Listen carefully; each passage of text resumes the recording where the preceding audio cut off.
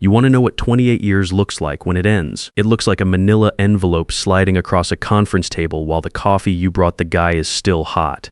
My name is Gary Sutton. I'm 54 years old, and the man who fired me that Tuesday morning had no idea that 3 days earlier, I'd become the majority owner of everything he thought he controlled. But let me back up. I showed up to Titan Logistics at 7:45 a.m. on a Tuesday carrying 2 coffees.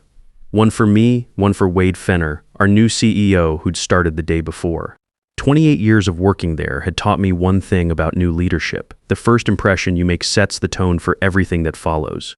So I brought the man a coffee, dark roast, the good stuff from the 3rd floor machine. Wade didn't touch it. He was already sitting at the head of the conference table when I walked in, tie straight, posture stiff, flanked by Perry Voss and Neil Caffrey, 2 guys who'd been promoted the same week Wade arrived.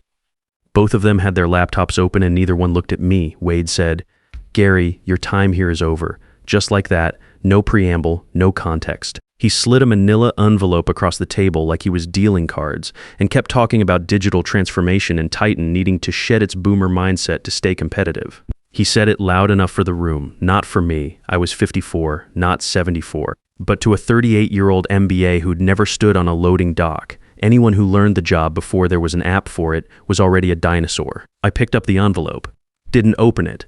Perry and Neil still hadn't looked up.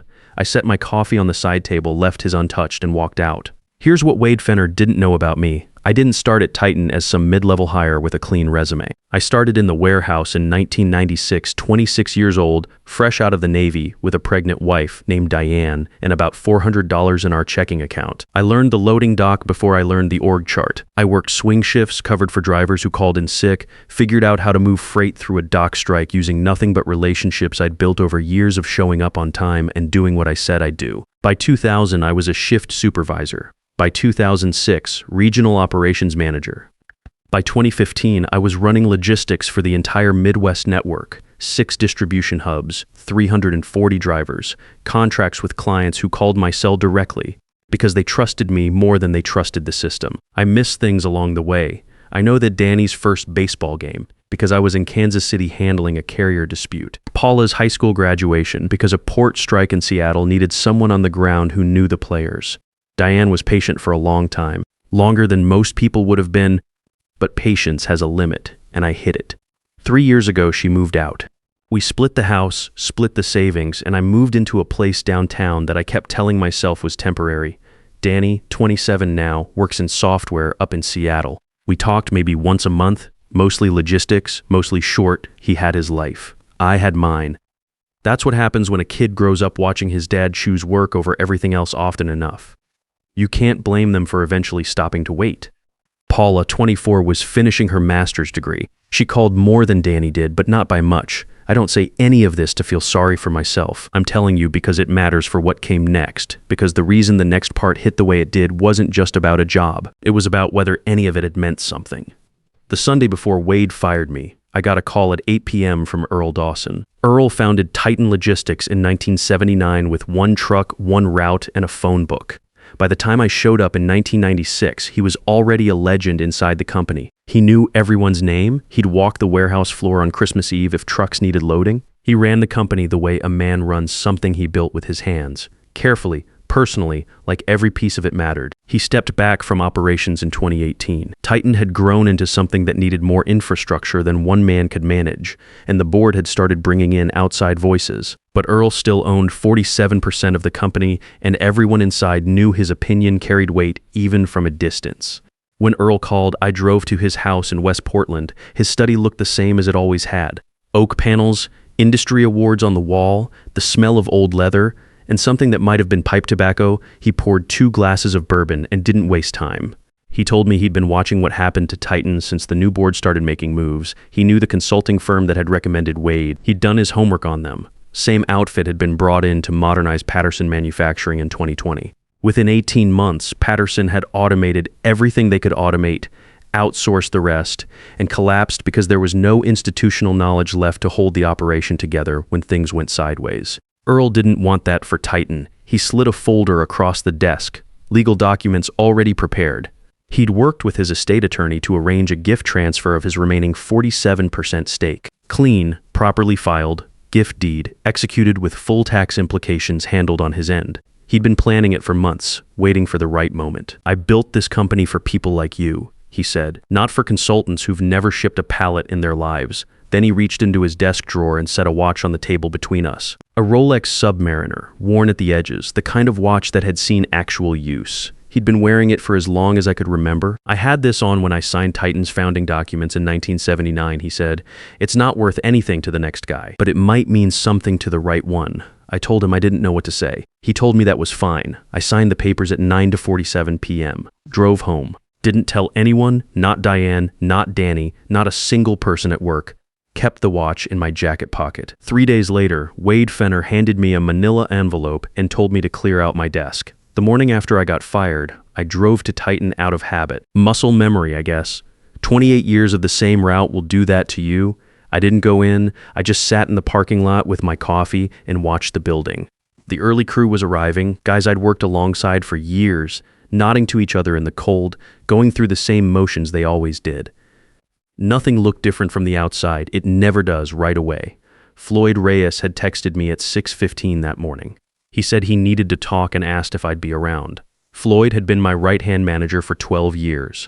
Steady, sharp, the kind of guy who could look at a shipping manifest and spot a problem the way a mechanic hears a knock in an engine before anyone else notices. I trusted his judgment more than almost anyone I'd ever worked with. He found me in the lot around 7:30, leaned against the passenger side of my truck, and didn't bother with small talk.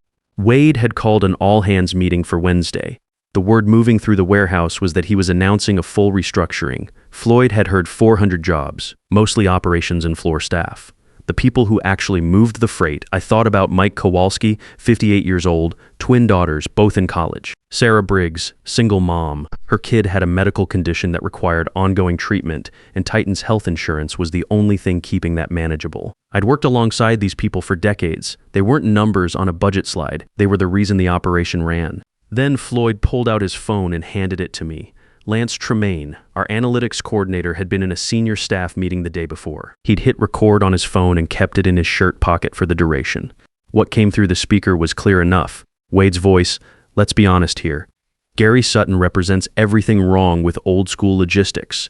The guy still runs spreadsheets when we should be using machine learning models. He thinks relationships matter more than metrics. That boomer mindset is exactly what's holding this company back. Guys like Gary had their time, but this is 2024. We're going lean, fast, data-driven, no more dead weight." I listened to it twice, dead weight, 28 years. The Seattle dock strike in 2019, where I used relationships built over 2 decades to reroute freight and save Titan $3.2 million in 1 month. The COVID supply chain collapse in 2020, where every algorithm and automated system in the industry failed, and we stayed operational because I knew which carriers to call and which warehouses still had capacity. The contracts we kept when every competitor was bleeding clients because people on the other end of the phone knew that when I said something would happen, it happened. All of that, dead weight. I handed the phone back to Floyd. "Make sure that recording is everywhere by tomorrow morning," I said. Floyd nodded once. "Already working on it." I drove home. I want to be honest about what the next few hours felt like, because I think anyone who's been in that position knows it doesn't go the way you expect. You think you'll feel angry, and you do, but underneath the anger there's something quieter and harder to name. It's the feeling of wondering whether the people who dismissed you were right, not about the job, about the time, about whether 28 years of choosing work over everything else had actually added up to something, or whether you'd just been grinding yourself down in service of people who saw you as a line item. I sat at my kitchen table for a while. The apartment was quiet. No Diane, no kids at home, just the hum of the refrigerator and the sound of traffic 4 floors below. I thought about Danny. He was 8 the first time I missed something I shouldn't have missed. A school play, small thing, but he'd had a speaking part, and he'd practiced it for 2 weeks, and I got pulled into an emergency freight situation in Indianapolis and didn't make it back in time. He didn't make a big deal out of it. That was almost worse. He just stopped expecting me to be there. Quietly, over a period of years, the way kids do when the pattern becomes clear. By the time he left for college, he was polite and distant in the way that adult children are when they've made peace with a version of you that isn't entirely accurate, but is the only one they have enough data to work with. We talked, but we didn't really talk. 8 months since we'd sat in the same room. I don't have a good excuse for that. Work stopped being the reason a long time ago. At some point, it just became easier to stay in the routine than to do the harder thing of rebuilding something I'd let drift. I opened my laptop. Here's something Wade didn't think about when he had IT process my termination. Standard offboarding at Titan ran on a 48-hour system access window. It was a procedural holdover, designed to give departing employees time to retrieve personal files from shared drives before access was fully revoked. Nobody had updated that policy in years, which meant that for 48 hours after my badge stopped working at the front door, I could still access the shared operations folders I'd managed for the better part of a decade. I wasn't looking for anything specific. I was going through old project folders, pulling out documentation I'd authored, things that were legitimately mine to keep, and that's when I saw it. An email thread in the shared logistics capacity folder, which Wade had apparently used as a working directory when a private equity contact asked him for freight volume data. The thread was a month old. Subject line: Titan acquisition, preliminary framework. Wade had been in conversations with a private equity firm based in Singapore since before he'd even been formally announced as CEO. The emails laid it out clearly. The firm wanted to acquire Titan, strip the domestic operations down to the highest margin routes, automate the rest, and reposition the company for international freight brokerage. Wade's personal upside in the deal was outlined in a separate attachment, no board notification, no shareholder disclosure, just a private arrangement between a new CEO and a foreign investment group, worked out before he'd spent a single day in the building. I read through the thread 3 times, then I forwarded the entire chain to Gloria Hartley. Gloria had been on Titan's board for 14 years. She was the longest-serving independent director, the kind of person who asked the uncomfortable questions in board meetings that everyone else wanted to skip past. She understood the difference between a company making hard decisions and a company being quietly sold out from under the people who built it. I sent the email at 9:15 p.m. Wednesday night. Her response came back at 9:26 p.m. See you Thursday. Thursday morning, I put on the suit I hadn't worn since Danny's college graduation. It still fit, barely. I checked the watch on my wrist, Earl's Submariner, and drove to Titan. I got there at 8:50 a.m., 10 minutes early. I sat in the parking lot for a few minutes, same spot I'd been in Wednesday morning, same coffee from the same gas station on Burnside. Some habits are hard to break. I wasn't nervous, exactly. More like the feeling you get before something you've been preparing for without knowing you were preparing for it. The board meeting was scheduled for 9 a.m. on the 6th floor. I took the elevator up, walked past the receptionist who recognized me and didn't say anything, and stopped outside the frosted glass doors of the main conference room. Through the glass, I could see Wade already at the head of the table, projector running. Slides up. He was mid-presentation, gesturing at a chart, doing the thing people like him are trained to do, which is make a room full of experienced people feel like they've been doing everything wrong, and the only solution is whatever is on the next slide. The board members were seated around the table. Gloria Hartley was near the far end, reading something on her tablet. She didn't look up when I came in, but I saw her set the tablet face down, which told me she was done reading. I pushed open the doors. The room went quiet the way rooms do when something unexpected walks in. Wade turned around. For just a second, maybe 2, his face did something uncontrolled. His mouth opened slightly, then he caught himself and straightened up. He has no standing here, Wade said. Looking at Sheila Norris, the board secretary, sitting near the door with a laptop open, Gary was terminated Tuesday. Security should have been notified. I didn't rush. I walked the length of the room to the empty chair at the far end of the table. There was a small placard in front of it, majority shareholder. Nobody had moved it, and nobody had sat in it. I pulled it out, sat down, and set the ownership transfer documents on the table in front of me. Earl's watch caught the light from the windows as I set my hands flat on the table. I have 47% standing here, I said. Sheila was already on her phone. You could track what she was reading by watching her expression. Confusion first, then concentration, then something close to discomfort. It's legitimate, she said, and her voice came out quieter than she probably intended. As of Sunday evening, Gary Sutton is the registered majority shareholder of Titan Logistics Corporation. The room did what rooms do when the ground shifts. People reaching for phones, tablets, checking with each other. 2 of the newer directors looked at Wade. Wade was looking at the documents in front of me like he was trying to read them from 15 feet away. This is not a valid transfer, Wade said. His voice had an edge in it, but he was working to keep it controlled. Earl Dawson did not have board approval to transfer shares of this magnitude. Gloria looked up for the first time. Earl Dawson was a private shareholder. He didn't need board approval to transfer his personal holdings. That's not how equity works. Wade shifted. Even so, my restructuring plan was approved by the board prior to this. The plan stands regardless of any ownership changes. The plan was approved by a board that didn't have full information. Gloria said. She picked up her tablet, turned it over, and slid it down the table toward the nearest director. I'd like to address that. She looked at Wade.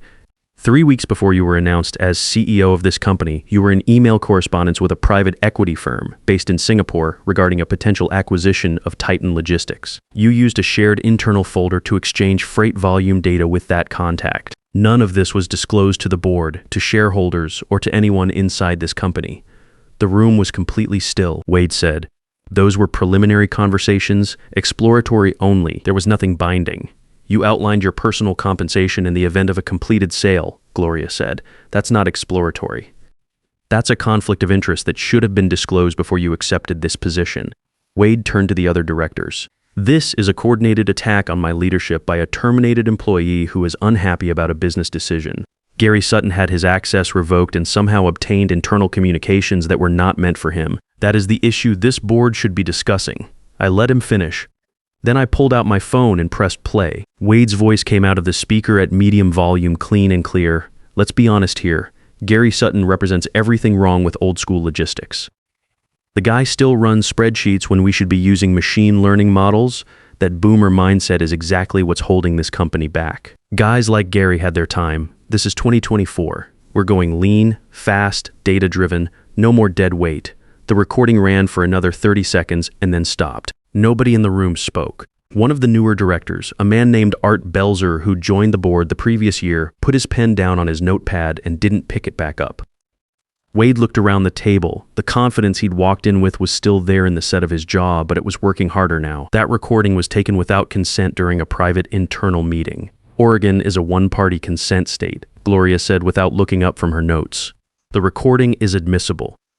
I stood up. I picked up Earl's watch from where I'd set it on the table and held it for a moment. Not performing anything, just thinking about the man who'd handed it to me. 4 days ago in a study that smelled like old leather, who'd built something real over 45 years and wanted to make sure it stayed real. Earl Dawson started this company with one truck, I said.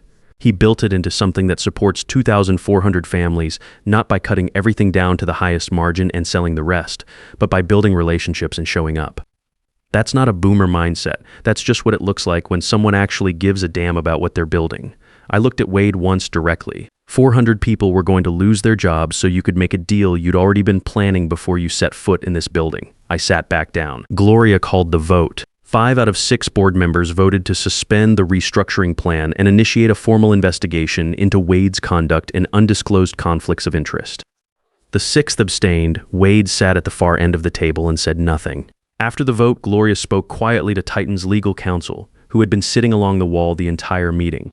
I saw him lean over to Wade and say something in a low voice. Wade nodded once slowly, like a man absorbing a result he'd known was coming but hadn't been ready to feel. I gathered my documents, put the watch back on my wrist, and walked out. Wade Fenner resigned Friday morning. Titan's legal counsel had apparently advised him that resigning voluntarily was considerably better for him than being terminated for cause while a formal conflict of interest investigation was underway. He took the advice. By noon Friday, his nameplate was gone from the office on the 6th floor. Last I heard, he'd landed a consulting role with a cryptocurrency startup out of Austin. Seemed about right. The 400 jobs stayed. That was the first thing I put in writing after the board confirmed my standing as majority shareholder. A 1-page memo, plain language, no corporate speak.